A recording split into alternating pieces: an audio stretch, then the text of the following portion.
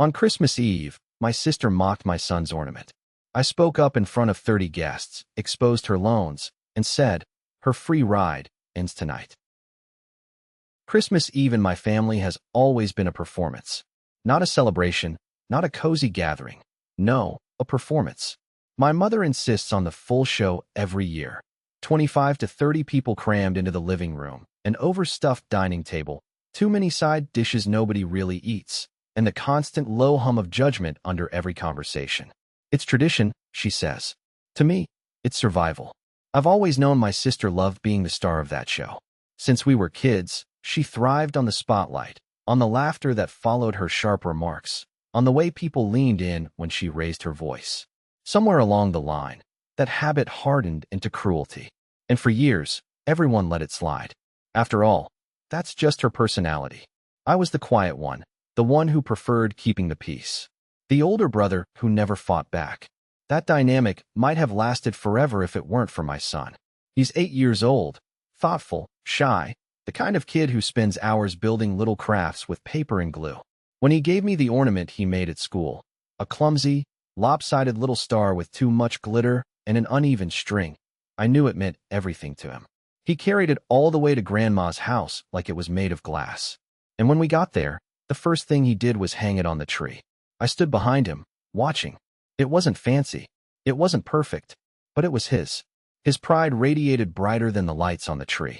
The truth is, my sister had been circling for months before that night. She'd borrowed money more times than I could count. She'd shown up at my house with excuses about bills, about her car, about rent. Every time, I gave in. I told myself it was temporary, that family helps family, that saying no would only make the holiday dinners more unbearable. And I never told anyone how much it had piled up. But what she didn't realize was that I had stopped being the quiet brother. I was tired. Tired of her smirks, her digs at me, her casual way of brushing off responsibility while I picked up the pieces. Tired of watching my parents enable her. Tired of being the backdrop to her little performances. That night, I just wanted peace. I wanted my son to feel proud of his ornament, to feel like the holiday was about family and warmth instead of whispered drama. I wanted one quiet evening. Instead, she saw his ornament and made a joke. Loud, cruel. 30 people laughed nervously, waiting for me to laugh too. My son's shoulders sank. His little hands balled into fists. And something in me snapped. I didn't know it yet, but that glitter-covered ornament would be the spark that burned down her act once and for all. The living room smelled like cinnamon and roasted ham, the kind of scent that's supposed to mean comfort. The tree stood in the corner, glowing with white lights and ornaments collected over decades. Glass angels from my grandmother, shiny red balls my parents bought back in the 80s, and the homemade paper crafts from when we were kids. That tree has seen it all. Laughter, fights, awkward silences. But this year, it carried something new, my son's little glitter star, hanging right in the center where he placed it himself. He was proud. I could see it in the way he kept glancing back at it, the way he tugged at my sleeve to make sure I noticed. Right there, Dad, he whispered, pointing. His eyes were shining. Then my sister's voice cut through the room. Oh, wow, she said, loud enough for everyone to hear. Who made that? Did the tree lose a bet? The words landed like a slap. People chuckled. Uneasy, quick laughs. The kind you make when you're not sure if it's actually funny, but you don't want to be the only one not laughing. I saw my son freeze. His little shoulders tensed, his hand slipped from mine, and he looked down at his shoes. Something inside me twisted. I wanted to believe she didn't mean it, that maybe she was just teasing. But no, the tone was sharp, calculated. She wanted attention, and she got it. 30 pairs of eyes turned toward her, then toward the tree, then toward me. I felt heat crawling up my neck. My heart started pounding, not from embarrassment but from anger, a deep, rising kind of fury I hadn't let myself feel in years. For so long I had kept quiet, choosing peace over conflict. But peace had never been real. It was silence, and silence only protected her. My son shifted closer to me, almost hiding behind my leg. That was it. That was the moment something in me broke. I looked at her, really looked, while she smirked and sipped her wine like she'd won. She had no idea what she'd just triggered. I cleared my throat. The laughter died instantly. You know what's funny? I said, my voice calm, steady, louder than I expected. I can think of a few things funnier than an 8-year-old's Christmas ornament. The room went still. My mother's fork paused halfway to her mouth. A cousin coughed nervously. My sister tilted her head, feigning innocence, her smile daring me to continue. And I did. I listed them. The unpaid credit card bills. The 3 emergency loans I'd covered for her this year alone. The car insurance I paid when she swore she'd pay me back next month. The rent money that somehow never returned. Each word was a stone, and I dropped them one after the other into the silence. Gasps rippled through the room. Some guests looked at their plates. Others stared wide-eyed at her. She shifted in her chair, her smile faltering, color draining from her face. Then I said it, the line I'd been holding back for months. Your free ride ends tonight. My son looked up at me wide-eyed. My sister's smirk vanished. And that was only the beginning. Because the second I said it, the whole room erupted, and not in the way I expected. The room didn't just go quiet, it fractured.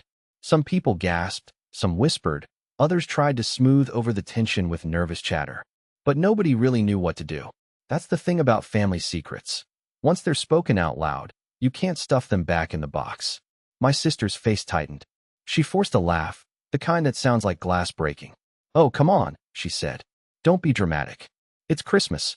You're not really bringing up old favors in front of everyone, are you? But the mask was slipping. Her voice was sharper than she meant it to be, and everyone heard the strain.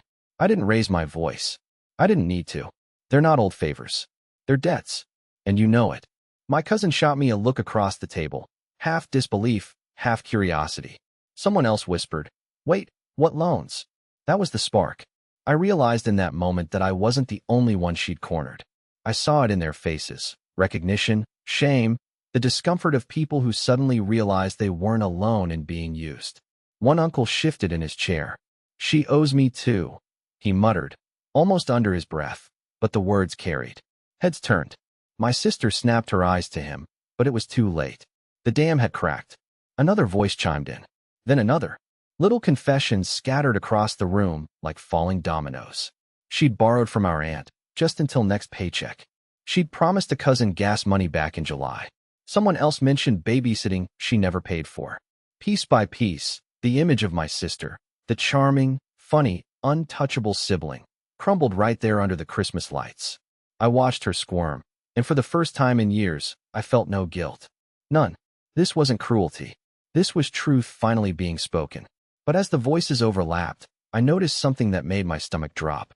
It wasn't just the small favors or 100 here, 200 there. One cousin mentioned she'd co-signed for a loan, $5,000. Another said she'd covered a missed rent payment last spring because my sister had an emergency. The numbers weren't adding up. They were multiplying. I sat there, gripping my glass of water, the anger inside me cooling into something sharper, colder. This wasn't just about my son's ornament or a few careless jokes. This was bigger. My sister had been running a pattern, using all of us like her personal safety net. And in that moment, I realized I'd only scratched the surface when I called her out. She slammed her hand on the table. "This is ridiculous," she snapped. "You're all just ganging up on me because I actually have a life. Sorry I'm not boring like him." She jabbed a finger toward me. "Or desperate like the rest of you." Gasps again. My mother's face went pale. My father muttered something under his breath that I couldn't catch. But me? I stayed calm. I leaned forward, steady, unshaken. "No," I said. "We're finally being honest. And the truth is, you've been using us for years. Tonight just happens to be the night the mask came off." I caught my son's eyes across the room. He was watching me, really watching, like he was seeing me in a way he never had before. And in that look, I felt something shift inside me. This wasn't just about settling old debts. This was about showing him that we don't stay silent when someone crosses the line. And then, right as the room buzzed with anger and accusation, I caught a detail I never expected, something that proved the situation was about to get much worse. The buzz in the room felt electric, like static building before a storm. Everyone was talking at once now, half whispers, half accusations, all of it swirling around the table. My sister tried to deflect, tried to laugh, but the cracks were too wide to hide. That's when my cousin pulled out her phone. "Actually," she said, her voice trembling but firm, "I still have the text messages." She scrolled quickly, the glow of the screen casting a cold light across her face. "Here. You said you just needed 500 until Friday. That was in March. and then again in June, and then again in September. She turned the phone so everyone could see. The words were there in black and white. My sister's name, her excuses, her promises. A hush swept through the room. My sister lunged across the table, trying to grab the phone. Give me that. That's private. But the damage was done. The proof was undeniable. For years, I'd been gaslit into thinking maybe I was overreacting, maybe she'd pay me back eventually. But seeing those texts, seeing the exact same lines she'd fed me, fed all of us, it was like the curtain had finally dropped. My chest felt tight, but not from panic. From clarity. This isn't about privacy, I said evenly. This is about accountability. You've been lying to all of us. Over and over. My father finally spoke, his voice low, gravelly. Is this true? My sister's face went red. So what if I borrowed money? Everyone does it. At least I'm not a failure who hides behind his kid's art project to feel important. That was the blow. She wanted to drag my son into it again, to twist the knife where it hurt most. I stood up so fast my chair scraped across the floor. My hands shook, not from fear, but from the sheer effort of staying calm. Don't you dare, I said, my voice sharp as glass. Don't you ever use him as your shield. He's the only one in this room who hasn't lied, hasn't cheated, hasn't taken advantage of anyone. Silence. My son looked at me, wide-eyed, his little chest puffing just slightly like he understood something important was happening. And then, like fate wanted to underline my point, another cousin spoke up. I co-signed a loan for her, he admitted quietly. $7,000. She said she needed it for medical bills. But last month, I saw her post pictures from Vegas. The air went out of the room. People shifted uncomfortably, eyes darting between us. My mother whispered, "Oh my God." I turned back to my sister. Her face was blotchy now, her hands gripping the edge of the table like she might flip it over just to make the attention stop. Medical bills? I asked, my voice low, controlled. Or another vacation? She glared at me, but the answer was already clear. The truth spread like fire. Every little piece added up into something undeniable. She hadn't just borrowed. She'd manipulated, lied, used sympathy as currency. And worse, she dragged our family into real financial danger by pulling them into her schemes. My son tugged at my sleeve. I bent down, and he whispered, "Dad, she's mean." It broke my heart. Not because he was scared, but because he was right. He saw her clearly, maybe more clearly than the rest of us ever had. I straightened, my voice steady. Enough. We've all been covering for her. Not anymore. My sister slammed her fist on the table again. You think you're better than me? You think exposing me makes you some kind of hero? Guess what? Without me, half of you wouldn't even have a reason to get together on Christmas. I'm the one who makes this family interesting. The words hung in the air, hollow and desperate. For once, nobody laughed. Not a single nervous chuckle. Just silence. And in that silence, I felt the weight shift. The control she'd had for years, through charm, through cruelty, through manipulation, it was slipping. Right there, in front of 30 people, her power was cracking. But even as I stood there, steady, unshaken, I caught something out of the corner of my eye. My cousin still had her phone open, scrolling past the old texts. Her brow furrowed. She turned the screen toward me. "Look at this," she whispered. It wasn't just loan requests. It was screenshots of transfer receipts, names, dates, amounts. Thousands of dollars, across multiple family members. And one name that made my stomach drop, my parents. That's when I realized this wasn't just about me, or even about her. She had been bleeding our entire family dry, including the people who trusted her most. I took the phone from my cousin, my fingers cold against the glass. At first it was just lines of text, familiar words. "I'll pay you Friday. Just this once. Please don't tell anyone." But then came the receipts. Transfers of $200, $500, $1,200. Different names, different months. And then, at the bottom, 2 payments that made my chest tighten, one from my mom, one from my dad. Both in the thousands. I looked across the table at them. My mom wouldn't meet my eyes, her hands trembling as she clutched her napkin. My dad stared straight ahead, jaw clenched, the vein in his temple pulsing. "How much?" I asked quietly. My mom shook her head, whispering, "Don't. Not here." But the room was already watching, waiting. There was no hiding now. My cousin answered for her. 3,000, she said softly. Back in August. She said her landlord was threatening to evict her. My sister shot her a glare so sharp it could cut glass. That's none of your business, she snapped. I turned back to my parents. You too. My father finally spoke, his voice low but firm. $5,000, he admitted. She said it was medical. For tests. I felt the room shift again. Gasps, whispers, the scrape of a chair against the hardwood floor. My parents. The two people who had preached responsibility our whole lives had been pulled into her lies. And worse, they'd stayed silent. I stared at my sister. Medical? You told Mark it was for rent. You told Julie it was for your car. You told me it was for utilities. Which is it? She folded her arms, chin jutting out. Maybe it was all of those things. Life is expensive. At least I'm not sitting on my hands like you, pretending you've got it all figured out. It was desperate. Defensive. The kind of lashing out you do when you know the walls are closing in. I glanced around the room. One by one, the guests shifted away from her, as if the space around her had turned toxic. Even the laughter from the kids in the next room seemed distant, muffled by the weight of the moment. And then, something hit me like a hammer. This wasn't just about the money. It was about control. She had kept each of us isolated in our shame, convincing us we were the only ones she leaned on. That way, no one compared notes, no one realized the pattern. She had built her safety net out of secrecy. But tonight, under the glow of Christmas lights and the scent of cinnamon ham, the net had snapped. I felt calm, strangely calm. Not angry, not shaking, just steady.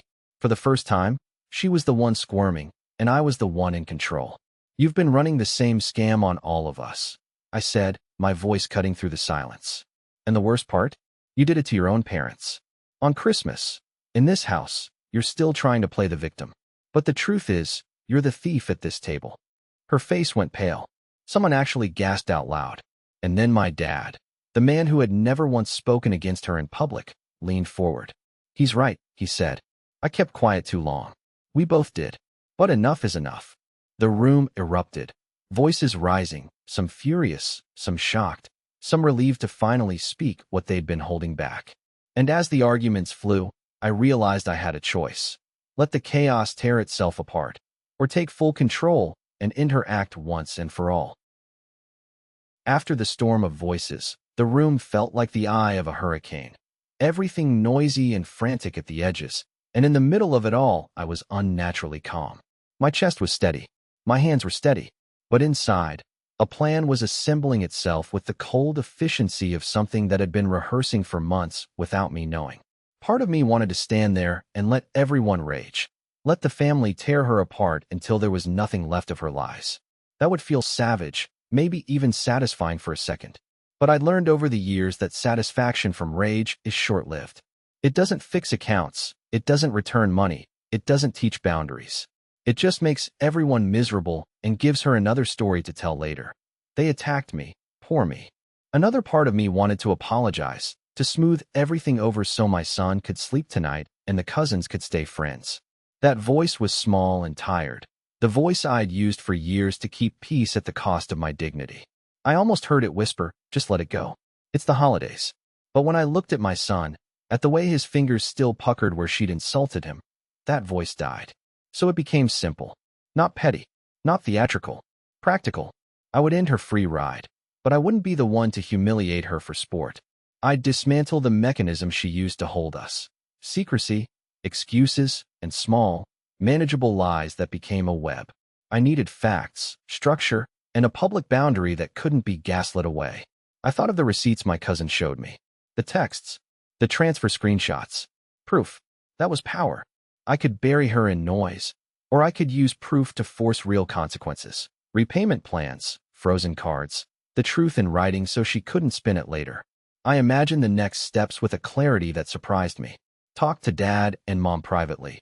Make sure they understood the financial reality. Ask who else had receipts, who'd kept messages.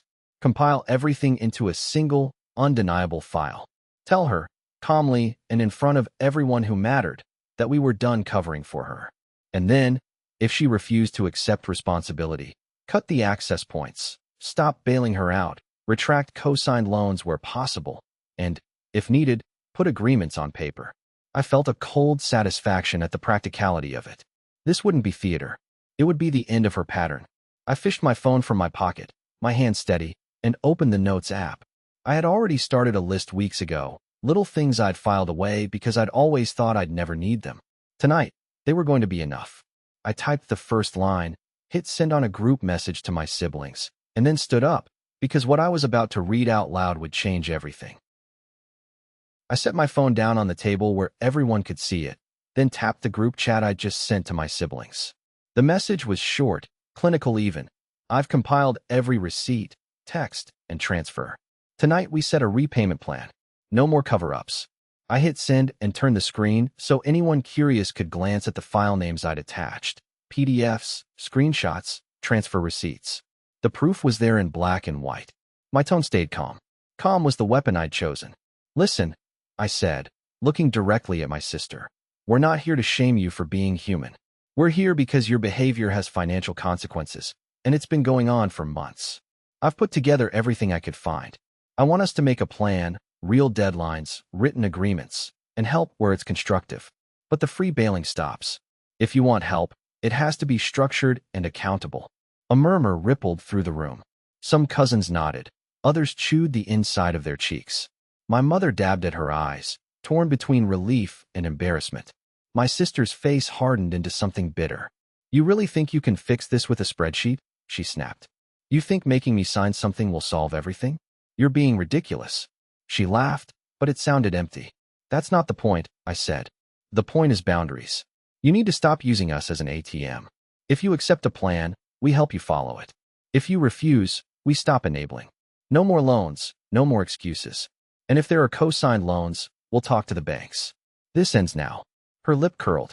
Oh, please. You'd kick me out on Christmas? Is that what this is about? You think you're so righteous.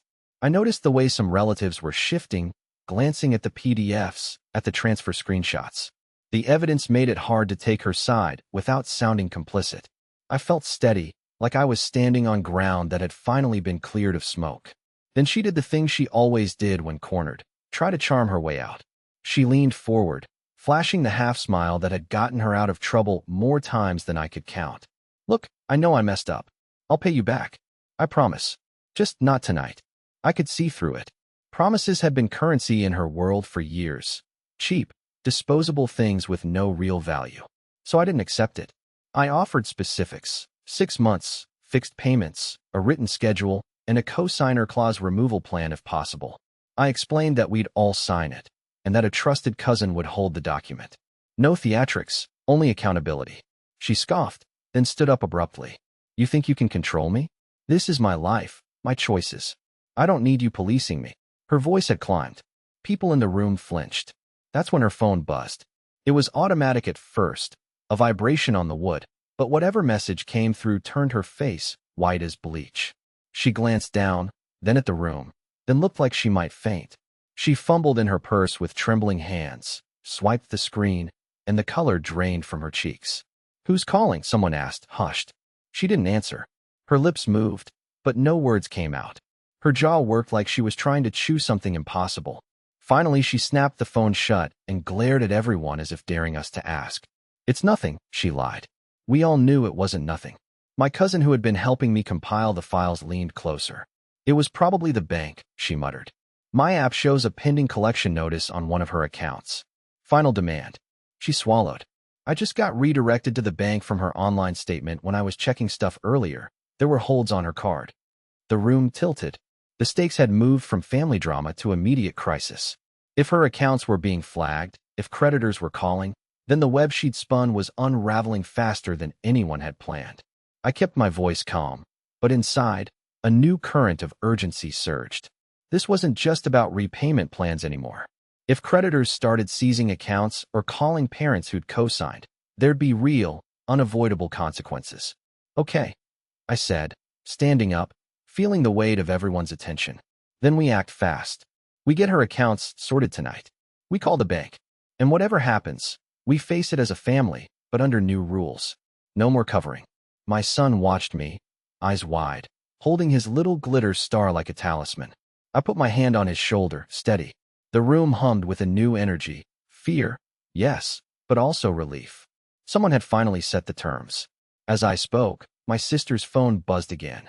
This time with a voicemail notification labeled in stark letters, Final Notice. For a moment, The air seemed to settle. My sister sank back into her chair, her shoulders slumped, her face drained of the bravado she usually wore like armor. She muttered something about handling it tomorrow, her voice barely audible over the clinking of silverware as people tried to reset the evening. My mother seized the chance to restore a fragile peace. She stood, smiling a little too brightly, and urged everyone to focus on dessert. Plates of pie and cookies appeared as if sugar could glue the cracks back together. A few relatives forced jokes. The hum of conversation returned, hesitant but present. I watched it happen, the way everyone seemed to grasp at the illusion of normalcy. It was Christmas, after all. Nobody wanted to remember the shouting, the accusations, the evidence flashing across phone screens. They wanted to believe that maybe, just maybe, the problem had been addressed and put away like wrapping paper after gifts. Even my son relaxed, nibbling on a cookie, his ornament still dangling proudly from the tree. I let him have that moment of peace. He deserved it. And yet, under the surface, I knew better. The silence wasn't resolution. It was pause. My sister hadn't admitted guilt, hadn't agreed to terms, hadn't accepted responsibility. She'd simply been cornered into quiet, like a boxer retreating to the ropes to catch her breath. I caught her eyes across the table. She was smiling faintly now, but it wasn't soft. It was the thin, sharp smile of someone planning her next move. She raised her glass of wine in a mock toast. "To family," she said sweetly, her voice carrying just enough sarcasm to make the words sting. Some guests chuckled nervously. Others kept their eyes on their plates. I clinked my water glass once against the table, not even pretending to echo her sentiment. I knew the storm wasn't gone. It was just circling, waiting for the next strike. And sure enough, before dessert was even cleared, the strike came, from a place none of us had expected. The plates had barely been cleared when the knock came at the door. At first it sounded ordinary, 3 heavy raps against the wood, but in the silence of that room, it might as well have been a gunshot. Every head turned. My father frowned, muttered something about it being late. My sister stiffened. I noticed her hand fly to her purse, fingers digging for her phone. That was when my stomach dropped. I already knew who it might be. Dad opened the door, and there he stood, a man in a winter coat, holding a clipboard. His voice was flat, professional. "Evening. Sorry to interrupt. I'm here to serve notice for Miss." He checked his notes, then said my sister's name out loud. The room froze. The man continued, unaware of the carnage his words were about to unleash. "Final delinquency warning. Account past due. If unresolved, subject to collections and legal action." He tried to hand her the envelope. My sister shot up from her chair like the seed had burned her. "You can't be here. Not tonight. This is private property." Her voice cracked, panicked. The man didn't flinch. He simply held the papers out. "Sign here to acknowledge receipt." Aunt Julie gasped. My mother clutched her chest like she'd been struck. My father's jaw set like stone. And the guests, all 30 of them, stared at my sister in absolute silence.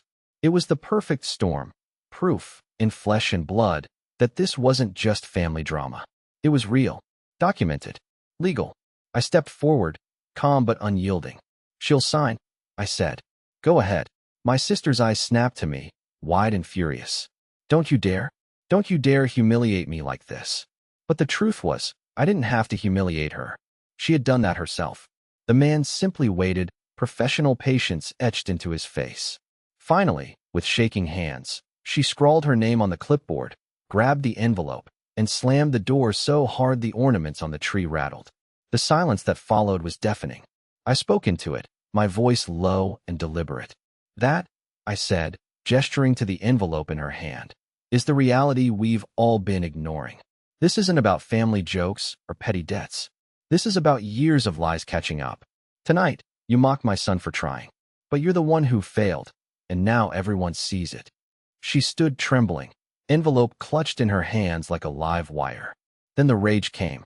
"You think you're better than me? You think you can stand there, all high and mighty, while I'm drowning?" Her voice cracked. "You don't know what it's like to be me. You've always had it easy. You."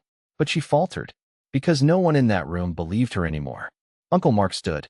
"You borrowed from me last year," he said flatly. "I didn't say anything because I didn't want to embarrass you. But you never paid me back either. Then, Aunt Julie, you used my medical emergency as an excuse. You said you needed money for prescriptions. That was the same week I saw your vacation photos. The voices piled on, one after another, until the entire room was a chorus, not of support, but of condemnation. My sister shrank back, her eyes darting around for someone, anyone, to defend her. But there was no one left, not even my parents. My father simply leaned back in his chair, silent, exhausted. My mother sat with tears on her cheeks, unable to meet her daughter's eyes. For years, she had controlled the room. Now the room controlled her. And yet, as the storm swirled, I stayed calm. This wasn't about revenge. It was about clarity, about ending the cycle. I raised my voice just enough to cut through the chaos. Everyone stop. The noise dwindled to silence. We've all been victims of her lies. But tonight we draw the line. No more handouts. No more secrets. If she wants help, she does it the right way. If not, she's on her own. Starting tonight. It was final. Absolute. The weight of it hung in the air. My sister opened her mouth, but no sound came out. Her face crumpled, not into guilt, not even into shame, but into the hollow look of someone realizing her tricks no longer worked. And that's when she struck back. Her final desperate play, a public accusation that was meant to turn everyone against me instead.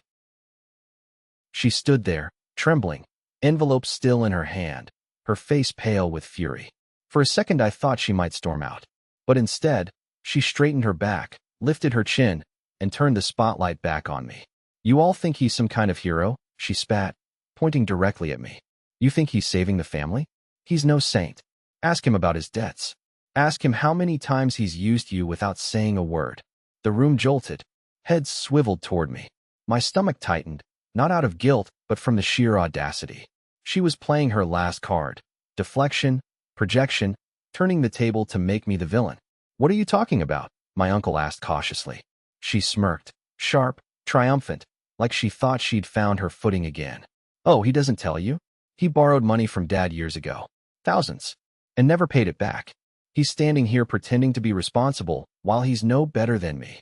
A few people gasped. My mother's eyes darted to my father's face, searching for confirmation. My son's gaze shot to mine, wide and uncertain. For a brief moment, the silence pressed down on me, heavy as lead.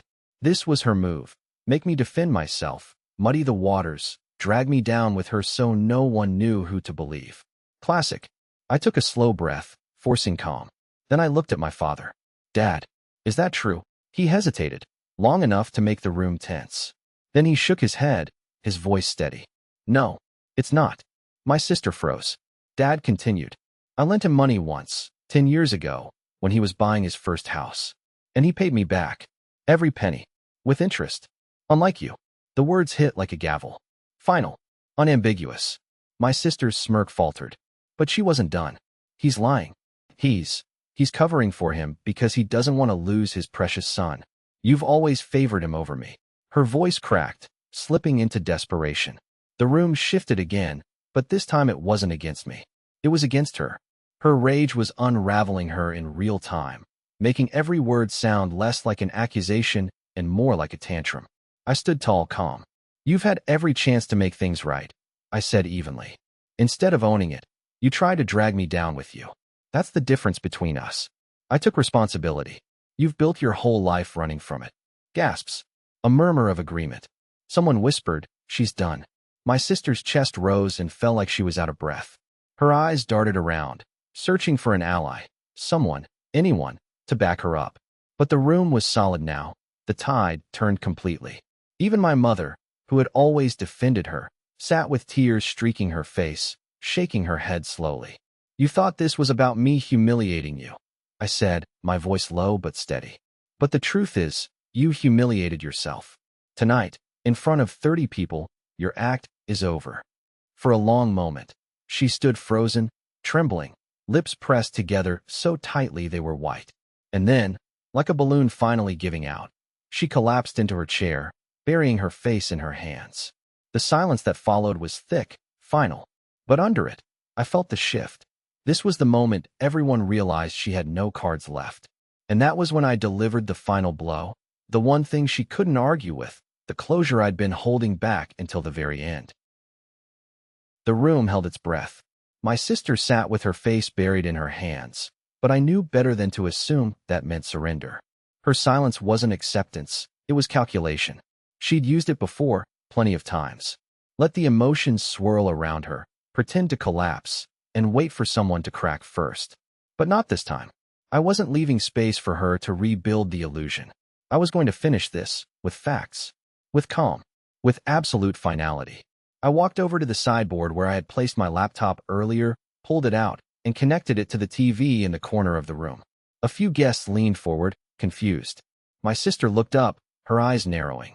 Since everyone's wondering how deep this goes, I said, keeping my voice clear. I thought it'd be useful to show what some of us have been piecing together over the last month. I opened the folder. Clicked the first slide. On the screen, a timeline. Dates, amounts, recipients. Transfers from family members to her, all documented. Screenshots of messages where she promised repayment. Bank receipts that contradicted her claims. Even voice messages she'd left, pleading for one reason, then using another excuse with someone else that same week. Gasps. Whispers. A few people cursed under their breath. She played all of us, said my cousin Mark. Like we were walking ATMs. Slide after slide rolled by. Her lies. Her patterns. A web she could no longer control. And then came the final slide. A document labeled, Proposed Family Agreement. I wrote this up last week, I said. I didn't think I'd need it tonight. But here we are. I looked directly at my sister. You can either sign this, agreeing to a realistic repayment plan, monthly progress updates, and a freeze on any future borrowing. Or you can walk out that door and understand that not one of us will back you again. Not emotionally. Not financially. Not socially. She stared at the screen, eyes blank. I kept going. This isn't punishment. It's protection. For us. For Mom and Dad. For everyone you've leaned on without giving anything back. This document is our boundary. No more hiding behind guilt. No more last-minute emergencies that somehow cost everyone else more than you. I placed a printed copy of the agreement on the table, along with a pen. The silence stretched. You could hear the wind against the window. She looked around the room, searching for sympathy, some crack in the wall of resolve that surrounded her. But there was nothing left. Only eyes waiting for her next move. Then she spoke. You've been waiting for this, she hissed. You love this moment. Standing over me. Making me small. I didn't flinch. No. I've been waiting for you to grow up. She stared at me, then at the paper. And finally, slowly, she reached for the pen. Every movement was stiff, like she was dragging 1,000 pounds. She signed, slid the paper across the table. The room exhaled. Some looked relieved. Some looked stunned. My father leaned back in his chair, his eyes closed. My mother silently wiped a tear, then looked at me with something I hadn't seen from her in a long time, gratitude. My sister stood. Happy now? She muttered, grabbing her purse. I looked at her one last time. I'm not happy, but I'm done pretending. You're not the victim here. Not anymore. She didn't respond. She just walked out, slowly, the signed paper still sitting on the table like a verdict. My son came up beside me and slipped his hand into mine. I looked down at him. He pointed to the ornament still hanging on the tree. Is it okay if I make one next year too? I smiled, squeezing his hand. You can make one every year. And next time, we'll hang it even higher. The family didn't clap. There were no dramatic cheers. Just a quiet, heavy sense of something broken finally being acknowledged, and something new being allowed to start. Her act was over. My voice was no longer silent. And for once, the whole family saw things clearly.